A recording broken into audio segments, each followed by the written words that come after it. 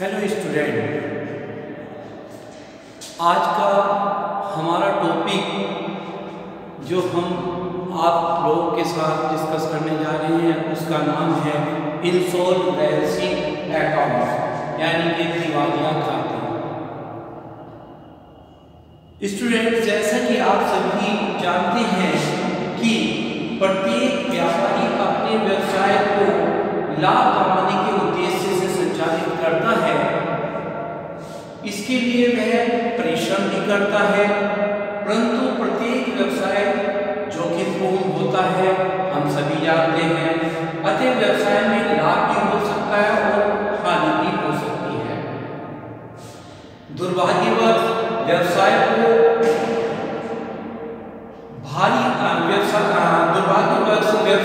व्यवसाय में भारी हानि हो सकती है और व्यवसाय में लगातार कई वर्षों तक हानि होने की दशा में व्यवसाय की संपत्तियां दायित्वों से कम रह जाती हैं, जिससे वह अपने दायित्वों का भुगतान करने में असमर्थ हो जाता है। ऐसी दशा में लेनदार अपने ऋणों की वसूली हेतु उस पर दबाव बनाना शुरू कर देते हैं। परिणाम स्वरूप वह व्यवसायी लेनदारों से मुक्त पाने हेतु दिवालिया अधिनियम के अंतर्गत संरक्षण प्राप्त कर सकता है।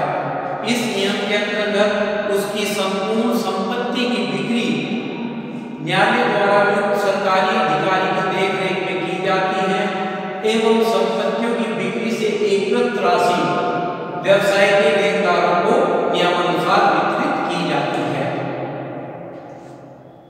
एक व्यक्ति के संबंध में भारत में दिवालिया संबंधी अधिनियम 2 है।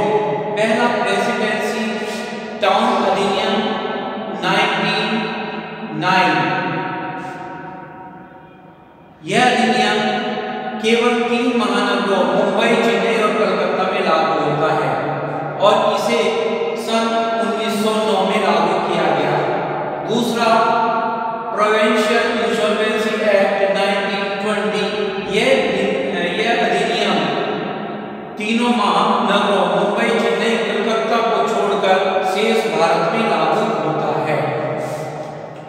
तो आइए स्टूडेंट, आज हम शुरू करते हैं इससे संबंधित लेके। सबसे पहले what is the procedure of insolvency.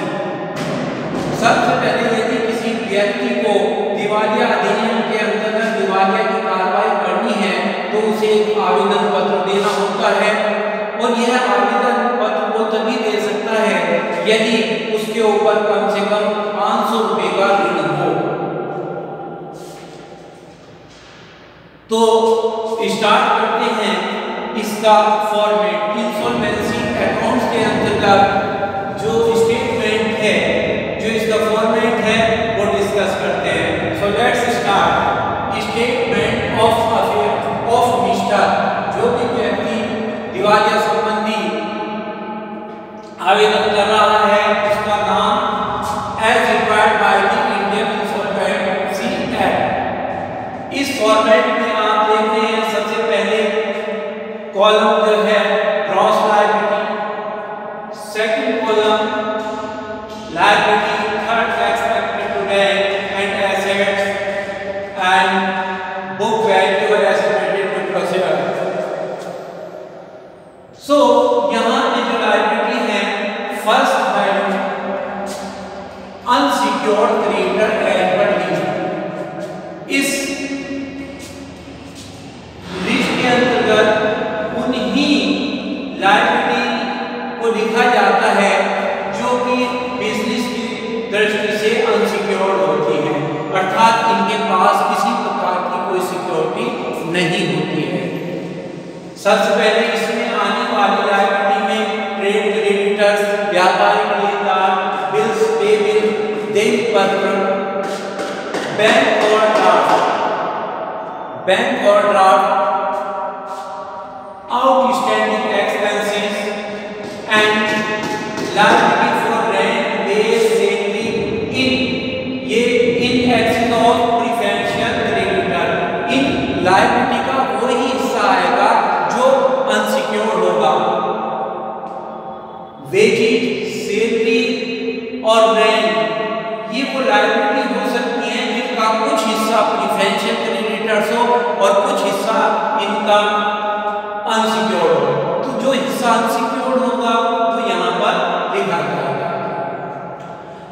उसके बाद private loans and contingent liability. इधर आप देख रहे हैं ग्रॉस लायबिलिटी। इन सभी लायबिलिटी का वो हिस्सा जो ग्रॉस है यहाँ लिखा जाएगा और वास्तव में जो पेड किया जाना है वो एक्सपेक्टेड टू डेथ में आएगा। इसके बाद नंबर 2 पर है फुली सिक्योर्ड क्रेडिटर्स एज पर लिस्ट बी। ये वो क्रेडिटर्स हैं जिनके पास हमारी एसेट्स सिक्योरिटी के रूप में रखी हुई है।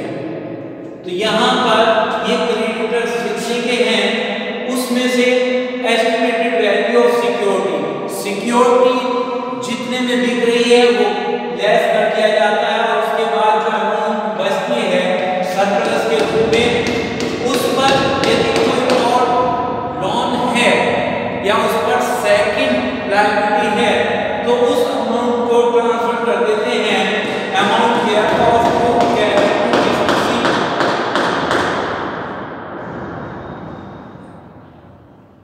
अब अगर उसमें कोई लायबिलिटी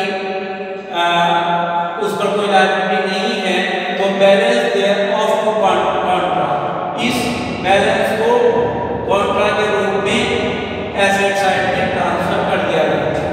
उसके बाद आप देख रहे हैं प्रीफरेंशियल सिक्योर्ड क्रेडिटर्स एज पर लिस्ट सी। ये वे क्रेडिटर्स होते हैं जिनके पास हमारी संपत्ति की सिक्योरिटी हमारी लायबिलिटी से कम होता है। अर्थात यदि किसी की संपत्ति किसी की लायबिलिटी 100 रुपए की है और हमारी वैल्यू ऑफ सिक्योरिटी 80 रुपए की है तो यहाँ पर जो बैलेंस 20 रुपए है वो बाहर आता है। इसके बाद प्रीफरेंशियल क्रेडिटर्स एज पर लिस्ट डी। ये वो क्रेडिटर्स होते हैं जिनका सबसे पहले नंबर पर भुगतान किया जाता है। इनके पास कोई सिक्योरिटी नहीं होती लेकिन इंसॉल्वेंसी के अंतर्गत इन हमारी संपत्तियों को बेचकर सबसे पहले भुगतान इन्हीं का होता है। तो यहाँ पर सबसे पहले जो भी ये लायबिलिटी है just like rent sale wage and all government liabilities उन सब के टोटल को यहाँ पर लिख दिया जाता है डिडक्ट टू कॉन्ट्रा और इनको लेस करने के लिए एसेट साइड की तरफ ट्रांसफर किया जाता है। तो आपने देखा कि हमारे पास 4 टाइप्स की लायबिलिटी है। नंबर 1 अनसिक्योर्ड क्रेडिटर एज पर लिस्ट ए। इन सब का टोटल पहले ग्रॉस लायबिलिटी में और जो भुगतान योग्य है वो एक्सपेक्टेड टू रेंट। इसके बाद second fully secured creditor. First is total creditor and less estimated value of security and is surplus. And यदि इसके ऊपर कोई दूसरा लोन है तो जितनी अमाउंट तक वो सिक्योर्ड है वो amount thereof capital list C में ट्रांसफर कर दिया जाएगा और बैलेंस उसके बाद यदि हमारा सरप्लस का बचता है तो balance thereof to contra assets का। थर्ड जैसे कि आपने देखा पार्टी सिक्योर्ड क्रेडिटर में हमारी लायबिलिटी ज्यादा होगी और एसेट्स कम होगी तो बाकी जो लायबिलिटी बचती है वो नेट एक्सपेक्टेड टू डेथ में हो जाएगा। प्रीफरेंशियल क्रेडिटर जैसे कि आपसे डिस्कस हुआ है कि इनके पास कोई सिक्योरिटी नहीं है लेकिन फिर भी ये वो लायबिलिटी है जो सबसे पहले भुगतान देंगे। स्पेशली इसमें all government liability and asset side first property as पर लिस्ट बी। यहाँ पर जिस व्यक्ति को दिवालिया घोषित किया जा रहा है उसकी सभी संपत्तियां जो भी हैं जैसे cash in hand, cash at bank, stock, furniture, building, machine, fixture, fitting and etcetera और अदर लायबिलिटी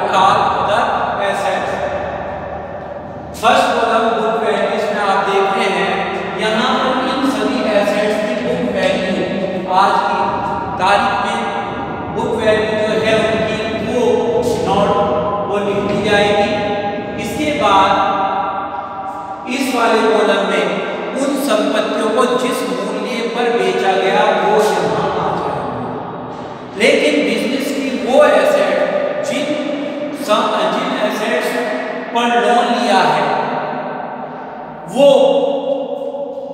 लिस्ट ई में नहीं लिखी जाएगी, वो या तो लिस्ट बी या लिस्ट सी में आएगी। जैसे अगर फर्नीचर को गिरवी रख के लोन लिया है तो फर्नीचर लिस्ट सी में नहीं लिखेंगे, उसको लिस्ट बी या लिस्ट सी में। यदि लोन की वैल्यू बेचे गए फर्नीचर से ज्यादा है तो सिक्योर्ड लोन होगा, यदि फर्नीचर की वैल्यू कम है तो पार्टली सिक्योर्ड होगा, लेकिन वो लिस्ट ई में नहीं आएगा। इसके बाद आपका है बुक डेट्स एज पर लिस्ट एफ। इसमें हमारे डेबिटर्स लिखे जाते हैं। डेबिटर्स 3 कैटेगरी में डिवाइड किए हैं, goods debtors, doubtful debtors and bad debtors.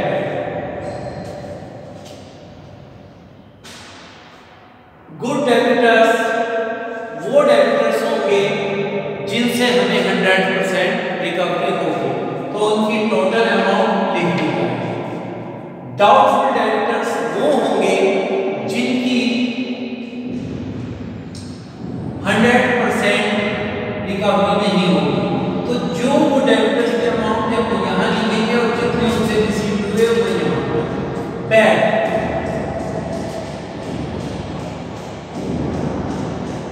वो डेबिटर्स होंगे जिससे हमें कोई रिकवरी नहीं हुई, वो डेबिटर्स केवल यहाँ आएंगे यहाँ। इसके बाद बिल ऑफ एक्सचेंज एज पर लिस्ट। बिल ऑफ एक्सचेंज में हमारे बीआर इंक्लूड किए जाते हैं।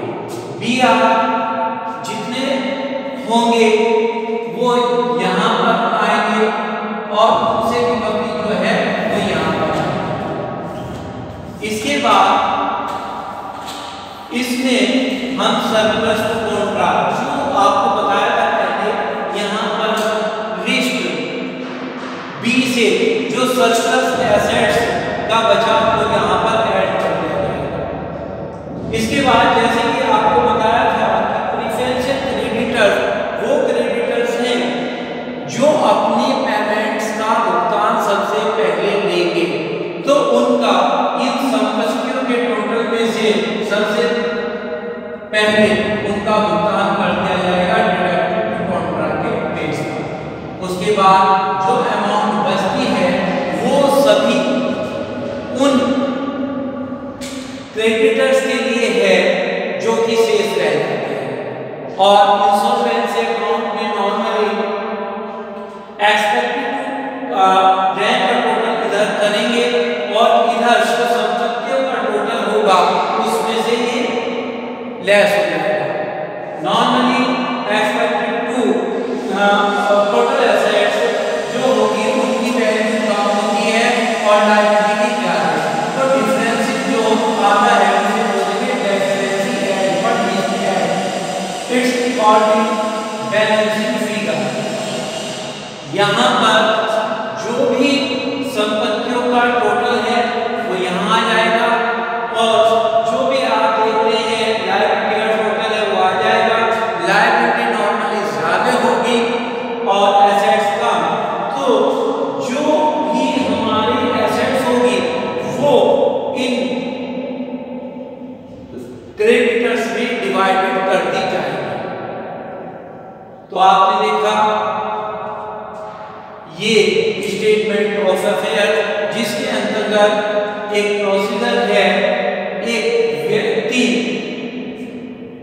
के दिवालिया संबंधी संपत्तियों और दायित्वों के बारे में। तो स्टूडेंट्स आप इसके बारे में एक बार पढ़ के देखेंगे, उसके बाद अगर आपको कोई किसी तरह की इस फॉर्मेट में कोई प्रॉब्लम आती है तो वो आपसे डिस्कस होगी। इसके बाद इसमें एक क्वेश्चन आपके साथ किया जाएगा।